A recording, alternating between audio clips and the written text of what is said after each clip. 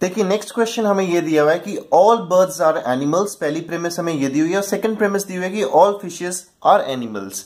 तो ये दो प्रेमिस दी हुई हैं। तो सबसे पहले अब हम इनके कंक्लूजन निकालने देखते हैं। तो बाय डिफॉल्ट जो है इनके कन्वर्ट्स वो तो कंक्लूजन होंगे ही, तो हम वो ये लिख लेते हैं कि ऑल बर्ड्स आर एनिमल्स। इसका जो कन्वर्ट्स होगा क्या होगा कि सम एनिमल्स आर बर्ड्स। तो पहला कंक्लूजन हमें ये मिल गया। एंड सेकंड कंक्लूजन हमें यहां से मिलता है कि ऑल फिशेस आर एनिमल्स। तो यहां पे मैं लिख सकता हूं कि सम एनिमल्स आर फिशेस। तो ये दोनों कंक्लूजन तो हमें यहां पे बाय डिफॉल्ट मिल गए। अब आइए देखते हैं कि किस तरह से हम वैलिड कंक्लूजन निकाल सकते हैं इन दोनों प्रेमिसेस से। आप देख सकते हो कि दोनों की दोनों प्रेमिसेस जो है वो यूनिवर्सल अफर्मेटिव है। तो एक चीज हम यहां पे कह सकते हैं कि हमारा जो कंक्लूजन होगा वो ऑल यूनिवर्सल अफर्मेटिव से शुरुआत होगा। यहां पे आप जो मिडिल टर्म है, मिडिल टर्म हमारा आप यहां पे देख सकते हो कि हमारा यहां पे एनिमल्स है। ठीक है, मिडिल टर्म हमारा एनिमल है और हमने यहां पे देखना है कि वो एटलीस्ट एक बार डिस्ट्रीब्यूटेड हो। ठीक है, इस वाली जो टर्म है, ये वाली जो प्रेमिस है, इसमें आप देख सकते हो जो बर्ड्स है, बर्ड्स क्योंकि यहां पे सब्जेक्ट है वो आपका डिस्ट्रीब्यूटेड है। एंड सेकेंड टाइम जो सेकेंड वाली प्रेमिस है उसमें फिशेस जो है वो आपका यहां पे डिस्ट्रीब्यूटेड है। तो एनिमल्स जो है वो कहीं भी आपका डिस्ट्रीब्यूट नहीं हुआ। ठीक है, एनिमल्स जो है कहीं भी आपका डिस्ट्रीब्यूट नहीं हुआ। ठीक है, और मिनिमम एक बार जो है आपका मिडिल टर्म डिस्ट्रीब्यूट होना चाहिए। हेंसफोर्थ मैं यहां पे कह सकता हूं कि कोई भी वैलिड कंक्लूजन नहीं निकल सकता, नो वैलिड कंक्लूजन। एंड उसका रीजन ये है कि आपका जो मिडिल टर्म है वो आपका एक बार भी डिस्ट्रीब्यूट नहीं हुआ।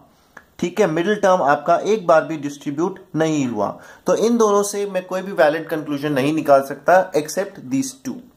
ठीक है, आइए और प्रॉब्लम्स को हम एनकाउंटर करते हैं। अब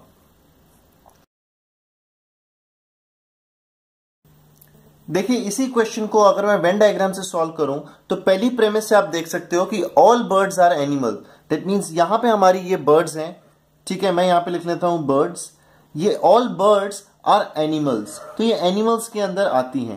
पहली प्रेमिस से तो हमें ये कंक्लूजन मिलता है। और सेकंड प्रेमिस कह रही है कि all fishes are animal. That means ये आपकी फिशेस हैं, लेट्स से ये भी एनिमल्स के अंदर आती हैं। ठीक है, ये फिशेस भी आपकी एनिमल्स के अंदर आती हैं। तो इन दोनों से अगर मैं समराइज करने की कोशिश करूं तो दो पॉसिबिलिटीज बनती हैं। लेट्स से ये मेरा एनिमल्स हैं, ठीक है, और इन दोनों के अंदर बर्ड्स और फिशेस आते हैं। ये आपके लेट्स से बर्ड्स आ गए और ये आपके फिशेस आ गए। एक पॉसिबिलिटी तो ये हो सकती है, और ऐसा भी हो सकता है कि दोनों ओवरलैपिंग भी हो। ठीक है, तो ये दोनों चीजें हो सकती हैं। अब या तो ये हो सकता है या तो ये हो सकता है, बट दोनों एट अ टाइम नहीं हो सकती। इस टाइप के जो प्रॉब्लम्स होते हैं, इस टाइप का जो कंक्लूजन आपका निकलता है, उसको हम बोलते हैं complementary pair. Complementary pair that means कि अगर ये चीज एग्जिस्ट करेगी दैट मीन्स तो ये वाली चीज एग्जिस्ट नहीं करेगी, और अगर ये चीज एग्जिस्ट करेगी तो ये एग्जिस्ट नहीं करेगा। ठीक है, इसके लिए मैं यहां पे लिख सकता हूं कंक्लूजन कि नो बर्ड इज फिश। ठीक है, इसको मैं यहां पे ई टाइप की जो हमारी प्रेमिस है उससे डिनोट करता हूं। ई टाइप हमारी कौन सी प्रेमिस होती है? Universal negative. ठीक है, और ये वाली जो प्रेमिस है, ये वाला जो वेन डायग्राम है, इससे मैं यहां पे लिख सकता हूं कि सम बर्ड्स, कुछ बर्ड्स हैं, सम बर्ड्स आर फिश।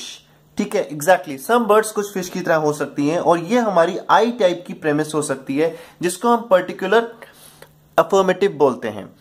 तो हो सकता है कंक्लूजन में आपको एक ऑप्शन में यहां पे कुछ इस तरह से भी दिया हो कि नो बर्ड्स इज फिश और सम बर्ड्स आर फिश। तो ये कॉम्प्लीमेंट्री पेयर जो है वो वहां पे ऑप्शन में दिया हो सकता है। तो ये एक कंक्लूजन आपका हो सकता है इस टाइप के क्वेश्चंस के लिए। डायरेक्ट कंक्लूजन आपका यहां पे नहीं निकलेगा, जो उसको हम पक्का कंक्लूजन बोलते हैं वो नहीं निकल सकता। लेकिन एक जो वेग कंक्लूजन है, जो कॉम्प्लीमेंट्री पेयर वाला है, अगर वो आपके ऑप्शन में दिखा हो दैट मीन्स वहां पे आपका लिखा हो सकता है कि नो बर्ड इज फिश और सम बर्ड्स आर फिश। अगर ये आपका वहां पे कंक्लूजन में लिखा है तो आपको वो टिक करना पड़ेगा, because that also will be your answer, because वो वहां पे कॉम्प्लीमेंट्री पेयर को फॉर्म कर रहा है। तो ये एक इंपॉर्टेंट कंसेप्ट था जिसको हमने अभी अभी पढ़ा। इसके ऊपर एक आध शायद प्रॉब्लम हम और डिस्कस करेंगे, और विद टाइम सारी चीजें, कंसेप्ट्स जो है आपको क्लियर आउट होते जाएंगे।